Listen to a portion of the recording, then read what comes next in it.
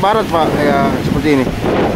Iya, jadi seluruh pantai barat Kabupaten Kepulauan Selayar kami tetap backup mulai dari tanggal 18 kemarin sampai dengan 4 Januari 2021. Ya, antisipasi apa yang paling Basarnas khawatirkan Pak untuk tim SAR gabungan sampai turun seperti ini?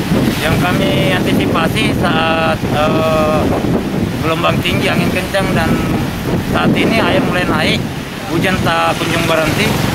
Yang kami antisipasinya itu banjir. Pengalaman yang kemarin-kemarin banjir, terutama daerah Batu, itu sudah mau genangi seluruh rumah. Makanya tahun ini kami antisipasi agar tidak ada korban jiwa. Ya, tidak ada upaya evakuasi warga yang ada di pesisir ini Pak untuk dipindahkan misalnya? Kami tetap upayakan warga yang ada di pesisir ini.